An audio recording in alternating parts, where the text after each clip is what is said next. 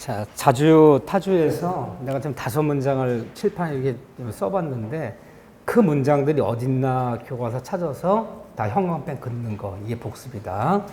구체적인 경우인데 그대로 기억하셔야 되는데 277쪽에 보면 제목들 봐보세요. 거기 보면 뭐 자주점으로 판단되는 것들 우리가 어디까지 나와 있냐면 그 다음 페이지 278쪽 중간까지 나와 있어요. 그냥 한 번씩 읽어주시라는 거예요. 그런데 객관식은 둘 중에 한쪽만 기억하면 돼. 빡딱 쳐놓고 자주 고르시오, 타주 고르시오. 그러면 한쪽만 알고 있으면 되는 거야. 타주를 기억하세요. 타주. 자, 타주 거기 보면 278쪽에 2번에 3번에 권의 성질상 타주점유인 거 여기다 별표를 2개 치세요. 요걸 기억하면 되는 거야. 자주는 참 많아요. 어려운 지문들이. 다음 같은 경우는 타주점이다. 자주가 아니라 타주점이래요. 타주기 때문에 뭐가 안 된다는 거예요. 부동산 얘기 들어보면요. 부동산 취득시효가 안 된다는 거예요. 남의 땅, 내 땅인 줄 알고 20년 점유하더라도 취득시효 인정이 안 되기 때문에 20년 남의 땅 점유했더라도 점유자는 토지의 소유권 취득이 안 된다는 거예요. 이렇게 보시면 이것 때문에 배우는 거예요. 취득시효 때문에. 그런데 뭐가 타주냐? 거기서 보면 2번 동그라미 있어요. 일단 2번. 잘 봐보세요. 임차인이나 지상권자의 점유는 타주다. 그렇죠? 남의 땅 빌려 쓰는 사람들은 권리의 성질상 계약기간만 끝나면 돌려서가 있기 때문에 임차인이 부동산 임차한 부동산을 지상을 설정 부동산 20년 점유했다 취득해야 되는 거 아니고 거기서 또 밑줄으세요. 타인의 토지 위에 분묘를 설치한 자들은 남의 땅에 산소를 설치한 자들은 타주점유라는 거예요. 자주가 아니라는 거예요. 그래서 이 다음에 보면 분묘지권도 남의 땅 산소수는 20년 지나면 산소짜리도 시효 취득할 수 있어요. 있는데 시효 취득하더라도 타주기 때문에 소유권을 못 얻어요. 사용권만 얻는 거야. 사용권만. 그래서 이 자주점유자만이 소유권 얻는 거야. 그래서 타인의 토지에 분묘를 설치한 자는 자주가 아니라 뭐다? 타주다. 이 다음에 배우면 남의 땅에 산소 설치해서 20년 지나면 분묘지권도 시효 취득할 수 있지만 타주기 때문에 20년 지나도 얻는 것은 있는 그대로 사용권을 얻는 거지 소유권을 얻을 수가 없다. 유명한 문장이죠. 그 다음에 3번에 명의수탁자의 점유. 명의수탁자의 점유는 타주다. 무슨 말이냐. 이 토지를요. 갑이 을한테 명의신탁했어. 을이 자기 명의로 등기낸 다음에 20년 이상 농사지면서 점유했어. 점유했더라도 명의수탁자가 신탁자에 쫓아가서 내가 20년 이상 점유했어. 나 소유권 취득이야. 취득 시효할 수 있다 없다? 없다는 거예요. 그래서 명의신탁한 토지는 비록 수탁자가 20년 이상 점유하면서 사용했더라도 타주기 때문에 명의수탁자가 신탁자에게 부동산 취득시효 조항의 소유권 얻을 수는 없다. 그 뜻이에요. 지금 이게 이 뜻들이. 그 다음에 5번의 동그라미 경락인 5번, 6번 동그라미 7번 봐보세요. 공유 부동산을 공유자 중에 한 사람이 전부를 점유했더라도 자, 이 토지가 5,000평인데 내가 공유집은 3분의 1을 갖고 있는 사람이야. 내가 공유집은 3분의 1을 갖고 있는 내가 공유물 전부를 20년 이상 점유했더라도 타인의 공유집 몸에서는 타주기 때문에 취득시효가 안 된다는 거야. 공유자 중에 1인이 공유물 전부를 점유했더라도 타주기 때문에 다른 사람의 지분 범위에서는 그 토지 전부를 취득시효할 수는 없다. 기억하셔야 돼. 그런 다음에 타주의 대표적인 문장. 일단 보세요. 1번 봐보세요. 다시 동그라미 1번. 그거 왔어요. 관청의 허가 없이 학교법인의 기본재산을 매수한 자가 무효사정 알고의 동그라미 알고 동그라미 알고 알았다. 악이 오른쪽 8번 봐보세요. 8번. 메뉴 있어요. 아무 권한 없이 무단 점유의 동그라미. 어떤 토지를 점유한 사람 중에 문장 중에 어떤 토지를 알고서 악의로 점유. 뭐 알았다. 악의로 점유해요. 내 토지가 아닌 걸 알고 있었어. 내가 농사지는 땅이 있는데 우리 옆에 나지막한 그 임야가 있는데 땅 주인이 누군지 잘 모르겠어요. 여보, 이 땅 주인 안 나타나니까 우리가 그냥 좀 더 밀어서 개간해서 이렇게 밭을 만들어서 그냥 농장을 재배하자. 내 땅이 아님을 알고도 악이 남의 토지를 무단으로 점유하여 어떤 토지 건물을 불법으로 점유하여 뺏기 하는 거 알고 있었다는 거야. 이 시골에 있는 빈집이야. 다 쓰러진 빈집을요. 사람도 없는 강원도 정선이야. 집이 한 채밖에 없는데 빈집이야. 그래서 그냥 수리하고 썼어 내가. 20년 아니라 100년 써도 치료가 안 되는 거야. 이건 무단점이 아닌가요? 그래서 단어 중에 악의, 무단, 불법. 이 말만 나오면 뭐다? 타주다. 뭐 타주기 때문에 몇 년 지나도 20년 지나도 취득시 요청할 수 없다. 악의, 무단, 불법만 나오면 이런 얘기 있을 수 없는 거야. 이 다음 취득시가 별도 하겠지만 내 땅이 아니면 알면서 여보 우리가 농사할 땅이 마땅치 않은데 눈의 땅인지 모르지만 우리가 개간해서 과수나무 심어서 사과나무 심어서 20년만 버텨. 20년만 잘 버텨야 돼. 20년 뭘 하고? 취득시오 100년을 점해봐라. 취득시가 되나? 악의, 무단, 불법은 안 되는 거야. 그러니까 이 다음에 해보면 취득시효는 정말 내 땅인 줄 알았어. 우리 담장에 싸져 있어서 부모님 때 물려보던 시골집이야. 담장에 수십 년째 싸져 있던 거야. 담장에 싸져 있어서 전부 우리 땅인 줄 알고 점했는데 수십 년 만에 측량했더니 그 땅이 한 20평 우리 땅이 아닌 게 밝혀졌어. 그때는 취득시 정할 수 있어요. 내 땅인 줄 알고 수십 년 점했잖아요. 담장에 싸져 있어서. 그런 게 취득시효지. 남의 땅을 알면서 악의로 알고도 점면서 무단, 불법 만들면 다 타주다. 이렇게 알고 계셔요. 요거 좀 봐주셔요. 요거. 그 다음에 279쪽에 6번 자저 타주로 전환. 고도 별표 치세요. 동그라미 별표 하나 쳐놓으세요. 거기다가 심화로 써놓으세요. 심화해서 이거 다 살에 들어가면 살 거예요. 저는 이게 나온다 보거든. 이게. 근데 어려워요. 이거 지금 못해요. 심화해서 이 다음에 제가 5개 사례를 들어가면서 할 거예요. 이거 심화해서 볼 거고 다 제가 계획이 있어. 다 계획이 있답니다. 어떤 분 저한테 물어보러 왔어요. 선생님 제가 공부를 열심히 해서 올해 자격증 꼭 따고 싶은데 민법 공부를 어떻게 해야 되나요? 왜 본인이 계획을 짜고 난리야? 선생님 내가 짜준다니까. 내가 한다는 게 계획이니까. 본인 짜려니까 머리가 아프지? 계획 짜는데 이틀이 걸렸다. 이렇게 할까? 갖다 놓고 학개론 이렇게 해서 올 때까지 요거 기초 강의를 이렇게 정리하고 뭐 그렇게 해서 하루 종일 일요일 하루 종일 짰대. 계획을 짜면 마음 편해. 왜 마음이 편합니까? 응? 계획표에 보면 오늘부터가 아니거든. 그게 월요일부터거든. 그러니까 하루는 이틀은 마음 편히 놀 수 있지. 그래서 또 공부하는데 또 계획표 짜. 또 계획표 짜. 아마 그 계획표를 5번 짜야지 시험장 갈 거다 아마. 그래요. 계획은 선생의 계획이야. 짤 필요도 없어. 그냥 출석하는 게 계획이야. 출석하는 게요. 자, 282쪽에 보면 점유권의 효력이라는 파트가 있어요. 그래서 어떤 사람이 항상 어느 파트 사실은요. 어느 파트를 들어가든 효력이라는 파트가 제일 중요한 거예요. 사실은. 유치권의 효력, 저당권의 효력, 전세권의 효력, 지상권의 효력. 근데 효력 파트가 제일 중요한 거야. 매매 효력, 임대차 효력. 우리가 법을 배우는 이유는요. 효력을 알고 싶어서. 임대차 계약이 이루어지면, 매매가 성립하면, 전세권이 성립하면 무슨 효력이 있는 거냐. 효력이란 말이 들어가야지 권리무가 나오기 시작하는 거야. 어느 파트건 나 공부하기 싫어. 그런데 공부하기 싫은데 뭐 하고 싶어? 그렇죠. 붙고는 싶어. 고민스러워 죽겠어 아주. 하다 보니까 양도 많고 이게 하루 이틀 될 일이 아닌데 따고는 싶어. 그러면 효력 파트만이라도 집합하죠. 효력 파트만이라도. 그러면 40문제 중에서 30문제는 효력에서 나오는 거예요. 항상. 그런데 자 효력 파트에 들어가면 점유의 추정력이란 말이 나와요. 여러분들 알고 있는 얘기야. 거기 보세요. 1항에. 자, 법조문 하나 보여도 282페이지에 1항에 점유자는 소유의 의사로 선의로 평온하게 공연한 것으로 추정한다. 추정하는 것은 분쟁이 벌어지면 입증 책임이 있다 없다? 없다. 다시 오른쪽 페이지 봐보세요. 283쪽 거기 198쪽 점유 계속의 추정. 전후 양시에 점유한 사실일 때는 그 점유는 계속된 것으로 추정합니다. 그러면 우리가 객관식 문제 풀 때 점유권 또는 점유자, 이 점유자들은 다음 같은 경우는 어떤 법적 분쟁이 벌어지면 모두 추정해준다. 추정해준다는 얘기는 입증 책임이 없고 상대방이 입증하라는 상대방이. 이 5가지 추정해줘요. 일단 자주 추정해줘요. 점유자 입증할 필요 없어. 그리고 공연한 점유 추정해줘요. 평온한 점유 추정해줘요. 그 다음에 계속된 점유 추정해줘요. 선의의 점유 추정해줘요. 이 5가지는 상대방이 반대말이야. 법적으로 상대방이 타주를.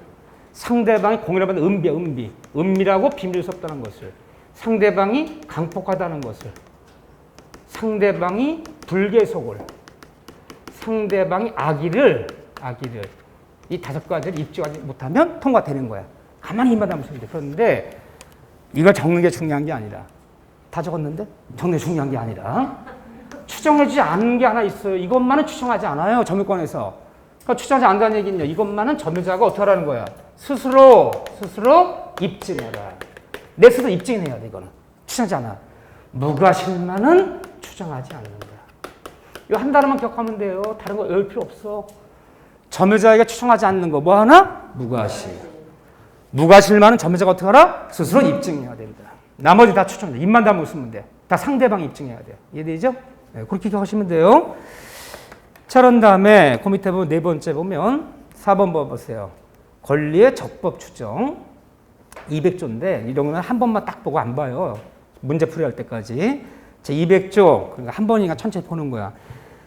한 문제가 잘 나오지는 않는데 그래도 혹시나 싶어서 점유자가 점유물에 행사하는 권리는 적법하게 보유한 것으로 추정한다. 이거 뭐라 보냐면 어떤 점유자가 어떤 물건을 점유하고 있다면 그 점유한 물건에 적법한 권리가 있을 것이야. 정당을 있을 것이라고 추정해 주겠다. 이걸 뭐라 부르냐면 점유의 적법 보유 추정이라는 게 있어요. 우리 민법 200조에 있는 얘기인데 무슨 얘기를 하는 거냐. 응? 자, 도둑놈이 시계를 훔쳤어. 명품 시계야. 훔쳐서 차고 다니고 있어. 차고 다니는데 잡혔어. 봤더니 불신검문에서 봤더니 비싼 시계를 차고 있어. 막 1억짜리를. 대학에서 나온 지 6개월도 안 된 애야. 여기서 말하는 대학은 어딜 얘기한다? 그래, 그 대학 빵. 좋아, 빵. 아니, 네가 무슨 돈이 있어 1억짜리 노렉스 목줄 차고 다니니? 너 이실직고 해봐.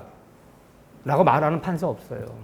점유자는 점유한 물건에 적법한 권리가 있는 걸 추정, 적법한 소유권이 있을 걸 추정해주고 아니라고 추정하는 상대방이 입증하지 못하면 통과되는 거야. 내가 점유했다면 이용한 갖고도 점유의 적법 보유 추정이기 때문에 법적 분쟁이 벌어지면 가만히 입만 다물으면 돼. 상대방이 얘가 도둑놈이고 이 시계 차고 있지만 이 시계에 아무 권리가 없다는 걸 입증하지 못하면 통과되는 거예요. 굉장히 유리한 거죠. 그런데 점유의 적법 보유 추정은 요거 기억하라는 거. 동산에 이거 이상 안 보여. 동산에 하나는 거지. 부동산에는 점유의 적법 추정이 없어요. 동산에만 인정되는 거야. 부동산에는 점유의 추정력을 부동산 인정할 수 없고 동산에만. 자, 보세요. 이런 뜻이야. 등기부를 떼어봤더니 토지 등기부인데 등기부상 소유자는 A라는 사람이 소유자야. 근데 그 땅을 점유하면서 농사 짓고 오랫동안 점유하고 사용한 사람은 B라는 사람이야. 등기부상 명의는 A 명의로 돼 있고 현재 토지를 점유하고 농사 짓는 사람은 B야. 누구를 정당한 소유자로 추정합니까? 등기부상 명의자인 A를 소유자로 추정하지. 점유자는 B를 소유자로 추정할 수 없잖아요. 등기 추정력이 있잖아.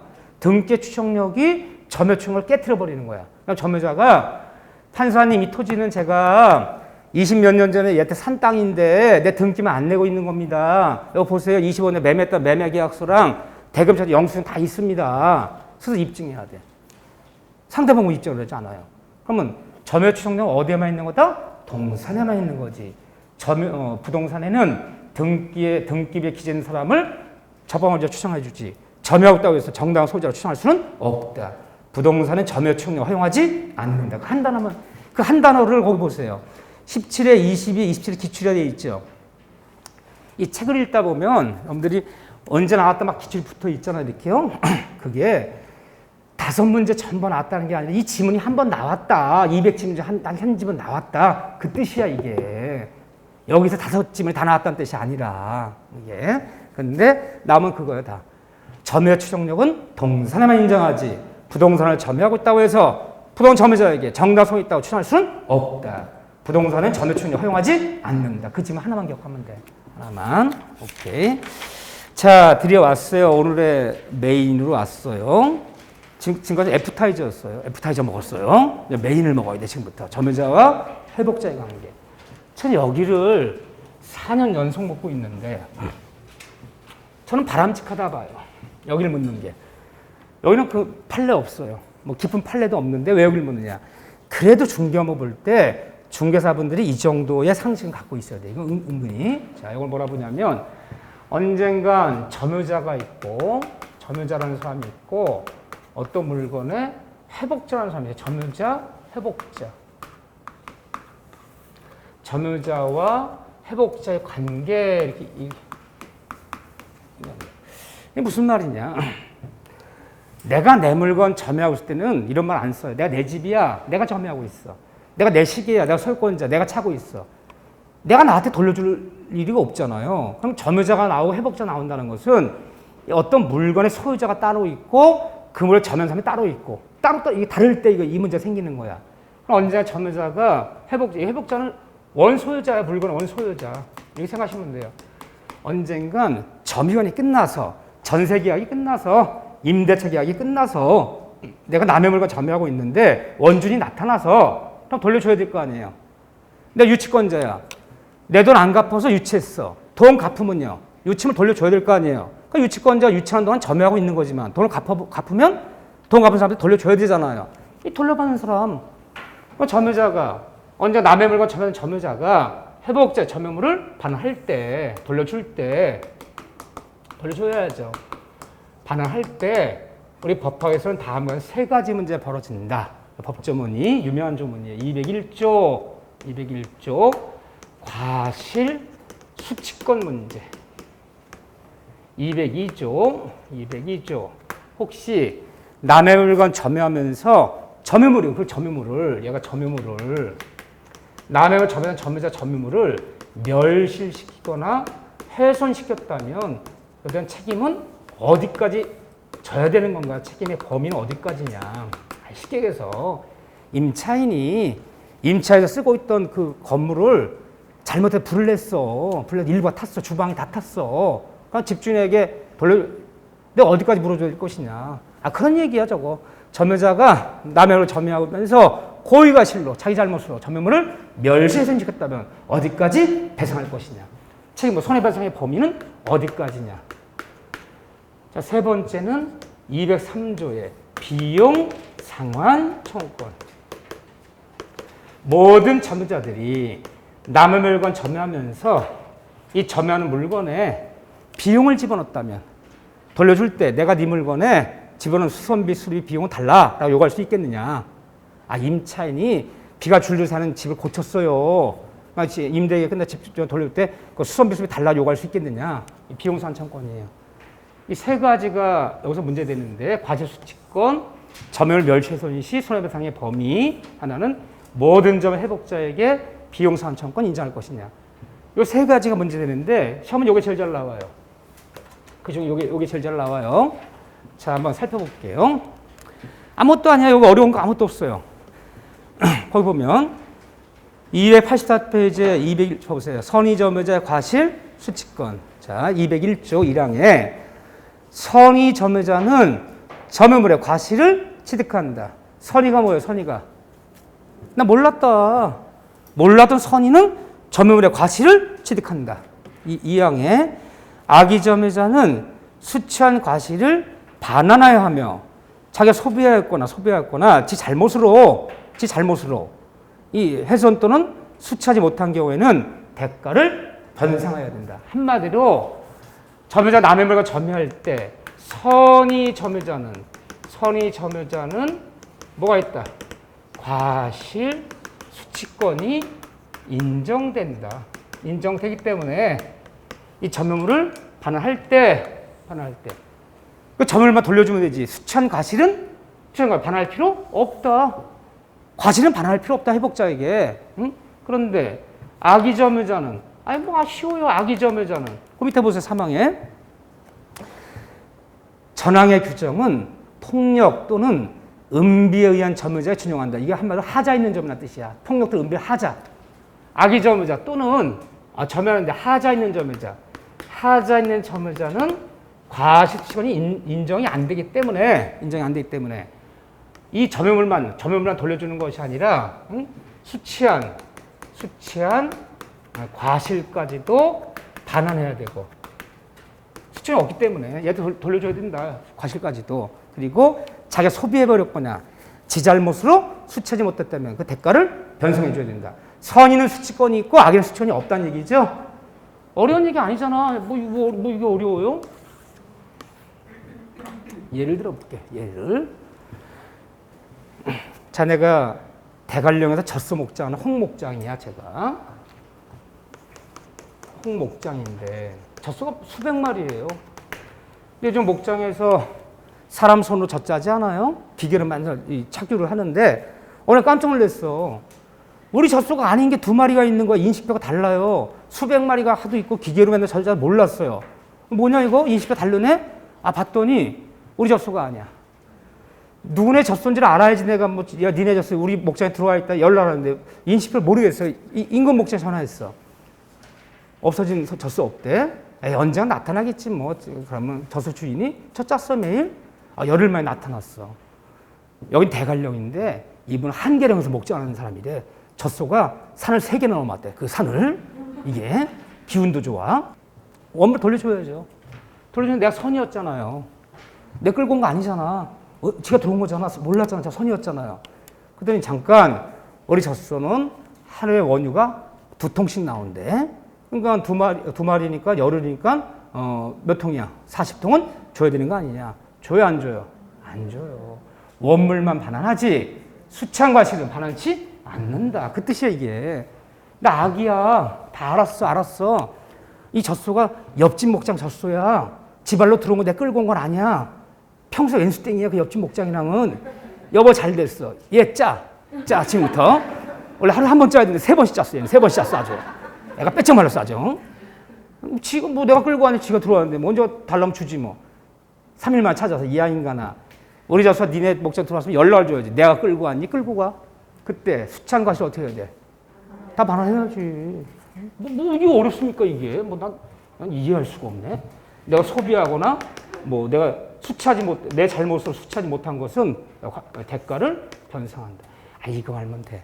근데 교과서가 한 법조문 밑에 딸랑 몇 자만 쓰기가 뭐하니까 법정과실, 천연과실 하면서 막 논해놓은 건데 아무것도 아니야 그거.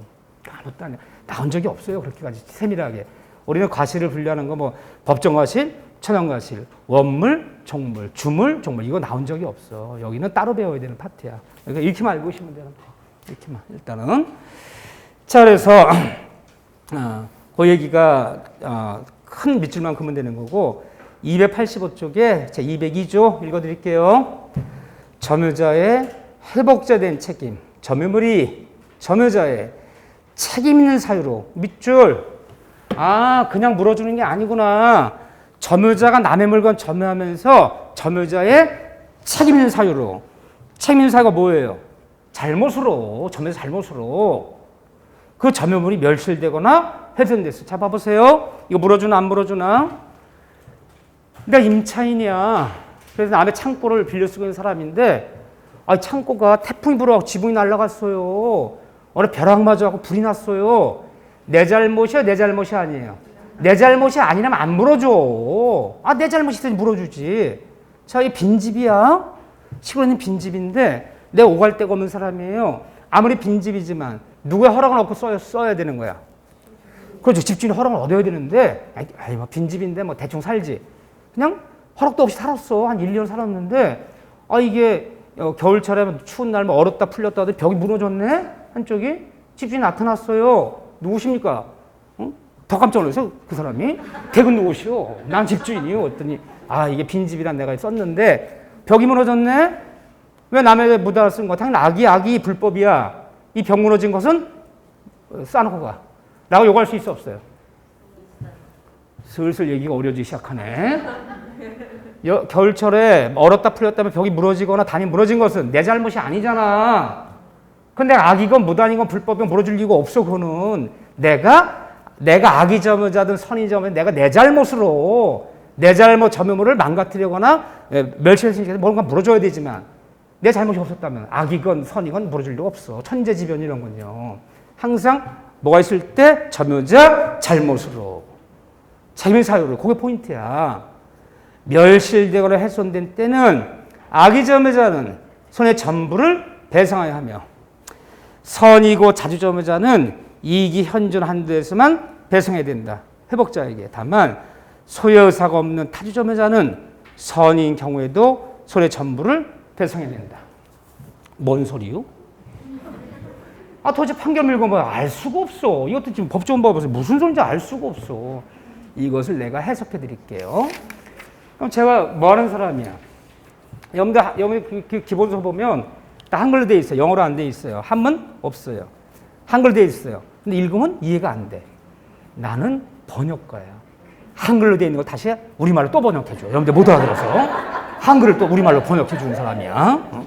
자, 넘기시면 286쪽에 도표 하나 있어요. 거기 도표. 그 도표 별표 하나 치세요. 이 도표 기억하셔야 돼. 그럼 무슨 말이냐. 남의 물건을 점유하던 점유자가 이 점유물을 멸실시키고 훼손시켰어. 누구 잘못으로? 점유자 잘못으로. 뭐 천재지변 같은 것을 하면 물어줄 리 없는 점유자 지 잘못으로. 그렇다면 이 점유물을 회복자 돌려줄 때 어디까지 손해배상을 져야 되겠느냐. 딱 이 얘기예요. 어디가 손해배상 해줘야겠냐. 손해배상의 범위는 어디까지냐. 법조문대로 보자면 이 점유자가 선이며 자주점유자는 이 점유자가 나 선이야 몰랐어. 그리고 소유된 자주점유자라면 회복자가 나타났을 때 이거 돌려줄 때 남의 물건 내 잘못 때려 부셨더라도 선이며 자주점유자는 전설배상이 아니라 현재 남아있는 현존 이익 범위 내에서만 배상한다는 거예요. 여기까지만 물어주면 돼. 그런데 나 선이야 몰랐어. 선이라도 자주가 아니라 타주점유자라면 이런 일이 벌어졌다면 선이며 타주가 누굴까요? 우리 점유자 중에서 제일 많은 점유자가 선이며 타주가 제일 많은 점유자야. 나 임차인이야. 나 전세권자야. 나 지상권자야. 계약서 쓰고 계약기간 동안에 사용하고 있어. 그러니까 임차인이 전세권자가 지상권자가 계약해서 사용하는 것은 선이잖아.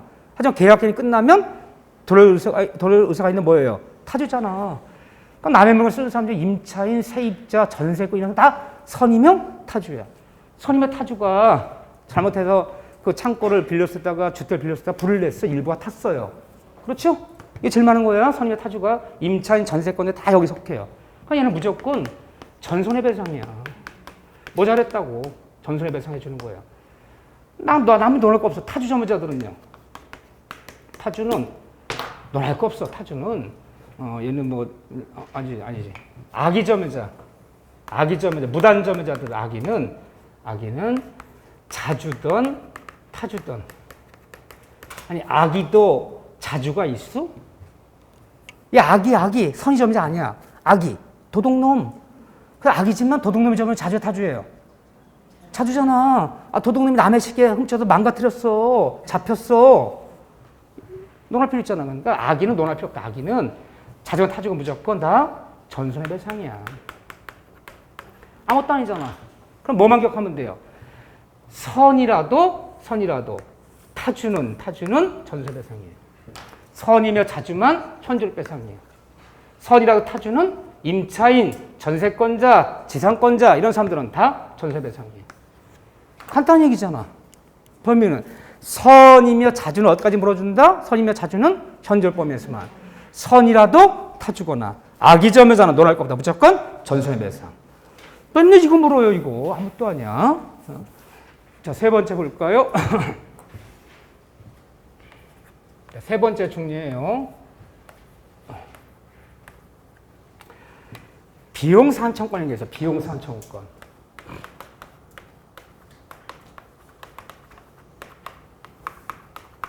이 비용이 뭐냐면요.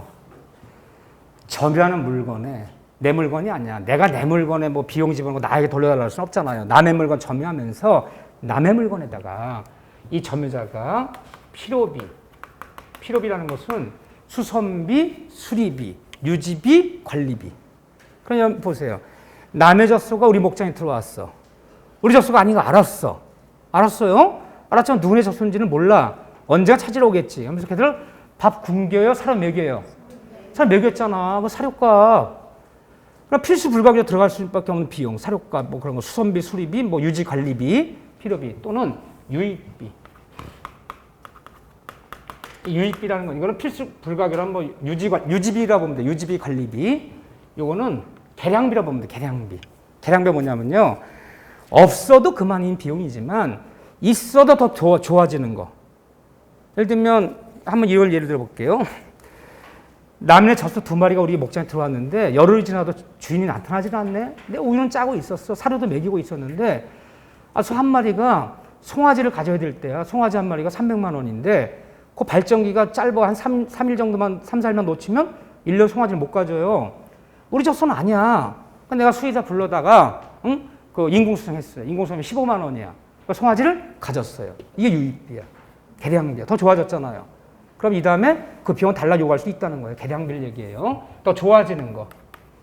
그런 걸 얘기하는데 이게 비용이라고 그러는데 첫째, 모든 점유자들은 첫째, 모든 점유자들에게 비용 상한 청구는 모두 인정해요. 이거 없는 점유자 없어요.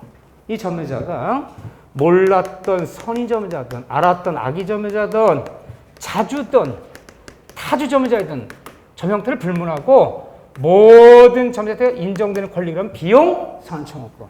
이거 없는 점유자는 없어요. 첫 문제가 다음 중 점유자가 선인지 악인지 자주인지 타주인지를 구별할 필요가 없는 것은 그러면 비용 상한 청구권. 그러면 불문 다 인정하는 건데 그럼 쉽게 얘기해서 예를 들면 도둑놈이면 도둑놈, 도인, 도둑, 놈자 도둑놈. 도둑놈이 밤중에 들어가서 명품식 하나 훔쳐왔어. 5천만 원짜리야. 훔쳐와서 보니까 명품식 맞는데 초침이 안 가네? 고장이 났어. 확 버릴까 하다가 고쳐 써야지. 그 도둑질한 물건을 명품시계 수제만 가서 그 초침 고치는데 30만 원 들었어. 30만 원 들어서 고쳐 차고 다니다가 3개월 만에 잡혔어요. 그러니까 시계 어떻게 돼, 시계? 돌려줘야지. 돌려줘야죠. 돌려주면, 시계표를 돌려주면 잠깐 내가 도둑놈이지만 하필이면 고장난 시계 훔치는 바람에 수선 수리비가 30만 원 들었습니다. 30만 원 들어서 영수증 갖고 다녀. 30만 원 주세요라고 도둑 맞은 그 원소자에게 30만 원 비용상 요구할 수 있어 없어요? 있어요. 이론적으로 있어. 도둑놈도 있어. 왜 이 얘기를 강조합니까? 도둑놈도 있는데 없는 사람이 누가 있겠어? 모든 점유자는 회복자 비용상한 청은 모두 인정한다. 논할 필요 없다 이거네요. 도둑놈도 있다. 도둑놈도. 그러면 언제 요구하는 거는 언제? 시점.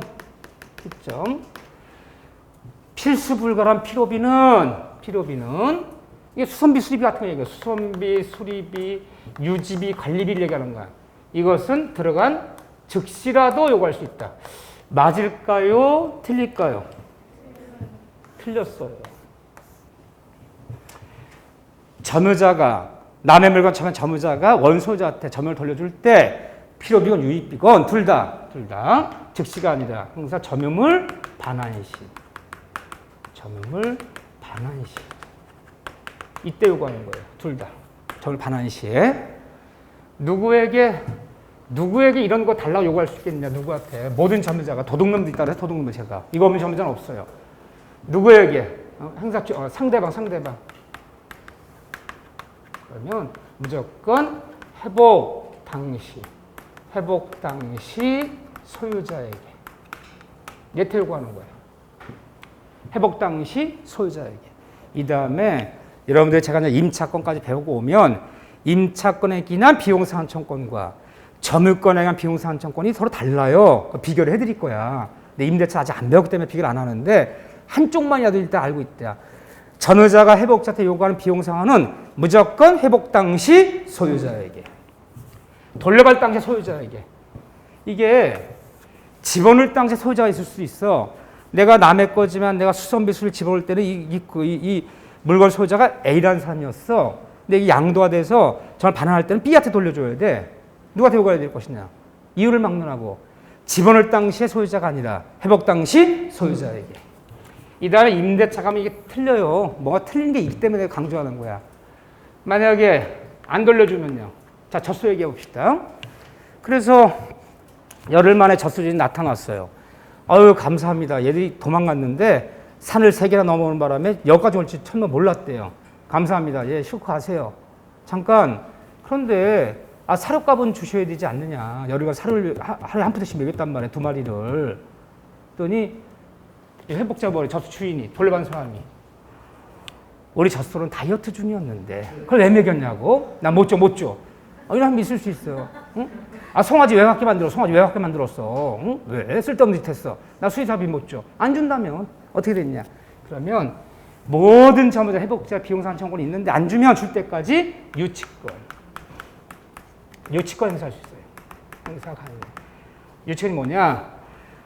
너 필요비 줄 때까지는 젖소인도 거절한다. 너 젖 찾아가려면 돈 갖고 찾아가. 그래서 비용상 한정은 유치권이에요. 그래서 이 세상 모든 사람한테 이 비용 줄 때까지는 이 세상 누구한테는 다 인도 거절할 수 있어. 유치권을 행사할 수 있다. 네 단어인데 이제 볼 거예요. 구체적으로 공통점이야 이런 것들. 그런데 자, 필요비 얘기를 들어갈게요. 필요비는 꼭 들어가야 되는 비용인데 내가 지금 젖소를 예를 들어서 계속 젖소로 할게요. 남의 젖소 우리 목장에 들어왔는데 사료를 먹였단 말이에요. 사료를. 필요비 상한 청구는 사료값은 달라고 요구할 수 있는데 다만 선의점유자가 나 몰랐잖아요. 선의점유자가 과실을 수취했다면 그래서 과실을 수취한 게 뭐죠? 우유를 짜 먹었다면 근데 우유를 내 짰잖아. 뭘 짜 먹었다면 이때는 통상의 필요비는 상환 청구할 수 없다. 무슨 말이냐?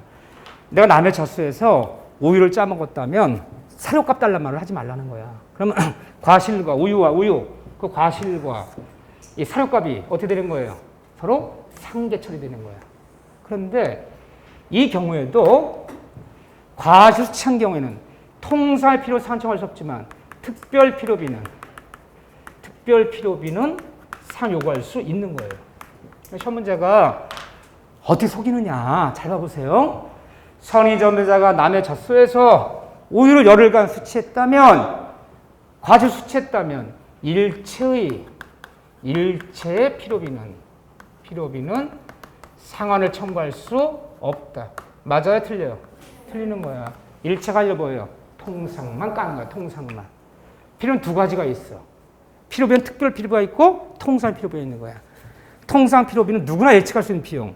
젖소는 뭘 먹여야 돼? 매일매일. 사료를 먹여야 돼. 이건 통상 필요비야. 근데 이 젖소가 한 마리가 다리를 절어요. 아마 천둥 먹였는 날 놀라서 내뺀 건가 봐. 다리를 다쳐 들어왔어. 이거 안 고치면 큰일 나잖아요. 수의사 불러다가 그 치료하는데 항생제 주사 맞히고 뭐 하는데 30만 원 들었어요. 그럼 우유를 수취했다면 사료값 달란 말은 할 수 없지만 그 특별 필요비는 치료비 30만 원은 받을 수 있다 그래야지. 조심하셔야 돼. 어떻게 나올 때 맞는 거야. 선의점유자가 과실 수취한 경우에는 필요비 앞에 무슨 하나 꼭 들어가야 돼요. 통상자가 꼭 붙어야 되는 거야. 통상 필요비는 상환 청구할 수 없지만 그냥 필요비 그러면 안 돼. 이게 있기 때문에 이거는 요구할 수 있다. 조심하셔야 돼. 단어. 여기 속인다. 그 얘기고 뭐 다른 거 뭐 있나요? 그 다음에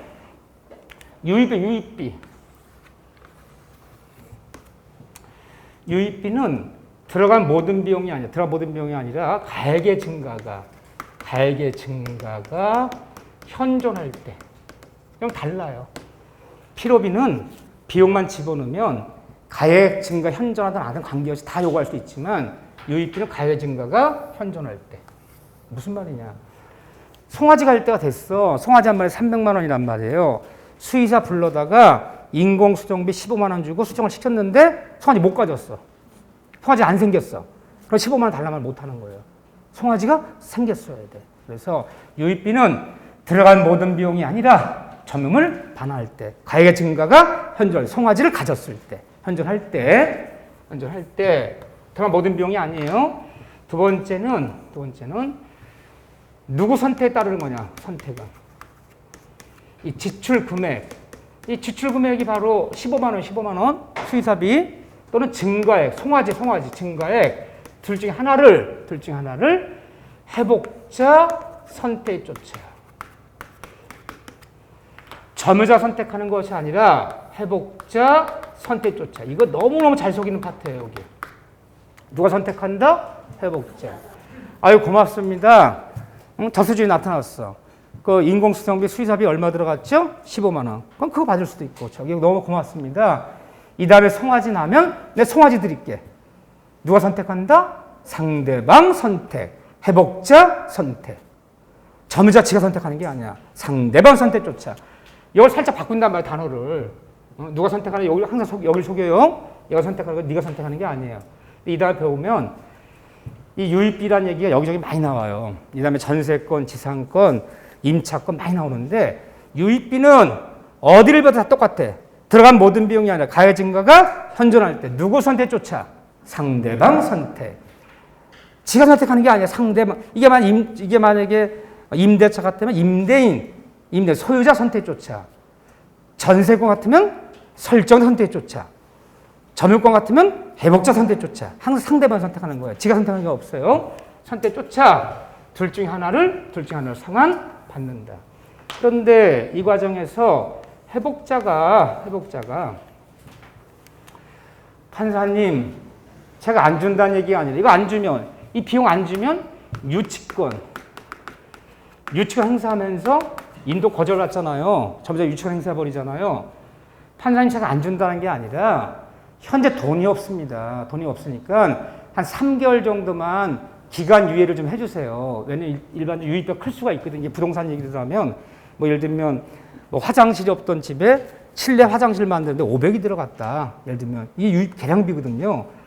이거 액수 클 수도 있어. 제가 안 준다는 얘기가 돈이 없으니까 법원에 판사님 저에게 기간 유예 좀 허락해 주세요. 한 3개월 정도 기간에 유예 주세요. 이렇게 유예를 요청해요. 3개월 정도만 좀 뒤에 주라고 해주세요라고 요청했더니 법원이 이걸 허락했어요. 그래, 너 3개월째 꼭 줘라라고 허락하면 어떻게 되는 거냐? 유치권 풀고 점유자 유치권 풀고 돌려줘야 돼. 일단은 이 기간 유예 제도가 있어. 유치권은요. 어딜 봐도 다 똑같아. 이 다음에 물론 다 정리하겠지만 필요비는 기간 유예 제도가 없어요. 판사님 제가 사료비가 없으니까 3개월 뒤에 주게 해주세요. 필요비는 기간 유예 제도가 없어요. 유입비만 있는 거예요. 유입비는 돈이 없다면 법을 허락하면 기간 유예를 받을 수 있다. 그래서 유입비에도 기간 유예를 회복자 받아버리면 유치권 풀고 돌려줘라. 그런데 필요비는 기간 유예 요청 제도가 있다 없다? 없다. 여기는 기간 유예 요청 제도가 없어요.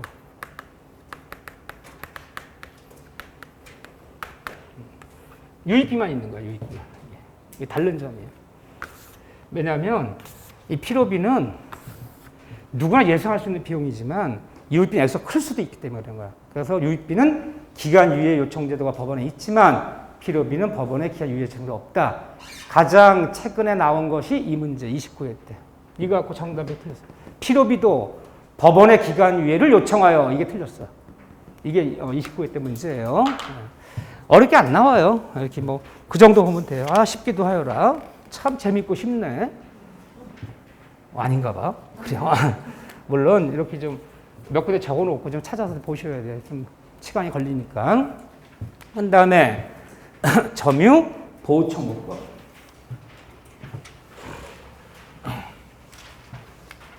거기서 이제 점유를 반환 청구권이 별표 2개 쳤는데 먼저 점유 보호 청구권 용어부터 한번 살펴볼게요. 자, 점유권에서 점유자 회복자 관계가 제일 중요하고 두 번째 혹시 사례 문제 나온다면 점유물 반환 청구권 그리고 판례 문제 자주냐 타주냐는 기본적으로 알아야 되고 딱 몇 파트 강조한 거야? 3파트야. 이거 안 빠져나간다. 하지만 문제집 보면 점유권 문제가 한 30문제 된단 말이야. 30문제가 이 세 문제로 다 이루어지지는 않았겠지. 그렇지만 시험 문제는 그중에 가장 중요한 한 파트에서 한 문제를 물을 때는 가장 본질적인 데를 묻는 거지. 한 파트에서 세 문제씩 나온다. 저당권이 세 문제 나와요. 한 파트에서. 세 문제씩 나오면 골치 아픈 거야. 하나는 기본을 묻고 하나는 귀퉁이 있는 거 묻고 하나는 어려운 걸 물어요. 이렇게요. 근데 하나만 낸다 그러면요. 가장 중심을 물어요. 예측 못한 문제가 안 나와 절대. 해보죠. 점유권에서 점유 보호 청구권이라는 게 있어요. 점유 보호 청구권. 자, 이 법조문이 이 법조문이 204조 점유 회수 청구권, 205조 점유물 보유 청구권, 206조 점유물 보전 청구권 이 세 가지 얘기하는데 뭘 갖고 점유보호 청구권을 부르냐? 누군가가 내 점유권을 침해했을 때, 점유한 물건을 침해했을 때 점유권자가 점유권에 기인한 이 점유권이요. 점유권에 기인한 물권적 청구권, 이 물권적 청구권 행사하는 것을 법률용어로 점유보호 청구권이라고 불러요. 한마디로 점유자가 행사하는 점유권에 기인한 물권 청구권을 법률용어로 뭐라 부른다? 점유보호 청구권 행사한다 불러요. 종류 몇 가지죠? 종류는 그러면 세 가지야. 점유물 반환해달라. 내 점을 왜 뺏어갔냐? 돌려달라. 반환 청구권. 점유권에 기인한 결과 제거, 방해 제거 청구권. 점유권에 기인한 예방 청구권. 이게 세 가지예요. 세 가지. 똑같아요. 모든 물권자들은 내 물권 침해하면 쫓아가서 목적을 반환, 결과 제거, 예방차 행사할 수 있잖아요. 근데 그 점유권에 기인한 물권 청구를 다른 말로 법률용어로 점유보호 청구 행사한다. 이 용어만 이름만 이렇게 부르는 것 뿐이야. 이걸 이렇게 부르는데 한두 가지 객관적으로 주의할 거. 누가 점유물을 침해당했을 때 누가 쫓아가서 이걸 행사할 수 있겠느냐 이거를. 그러면 어떤 물건에 직접 점유자가 행사할 수 있는 것이 아니라 간접 점유자도 행사할 수 있어요. 직접 간접 모두 행사할 수 있어요. 이거 다 인정해 이거. 목적을 반환, 결과 제거, 예방청 다 인정해. 그런데 주의할 것은 점유보조자들은 우리 점유보조자가 누구였죠? 남한테 월급 받기 전 점원, 직원, 파출부 아주머니, 운전기사, 타인의 지시를 받아 물건 치면 점원, 직원, 도우미, 아주머니는 물건을 점유하고 있더라도 점유보조자라 부르고 점유보조자는 점유권 인정하지 않기 때문에 점유보조자들은 점유보호 청구권 누가 침해했을 때 행사할 수 있다 없다? 없다 여기는. 얘는 안 된다. 또 하나 용어 중에 유치물을 침해하면 용어잖아. 유치물을 침해하면 공사비 안 줘서 건물 유치했는데 유치물을 누가 무단으로 침해하면 우리 무슨 용어가 없다 그랬죠? 유치물 침해당하면 유치권자 유치물 침해당하면 유치권에 기인한 물건 청구권 용어가 있다 없다? 없다 그랬잖아요. 이거 행사하는 것이 아니라 유치권자를 뭘 행사한다? 유치권자는 점유보호 청구권, 점유권에 기인한 물건 청구권, 점유보호 청구권 이거 행사해서 보호받아야 되는 것이다. 용어니까 유치권자는 이거 행사한다. 자 이런 거죠. 종류 세 가지인데 시험 문제 나오면 이게 나와 이거. 자 오른쪽 페이지 봐보세요. 점유권에 기인한 점유물 반환 청구권. 이거 제가 사례 문제 그려가면서 볼 거예요. 천천히 10분 쉬었다가 점유물 반환 청구권 이거 한 10분, 한 15분 정도 걸쳐서 정확히 하고 그 다음에 소유권으로 넘어갈 거예요.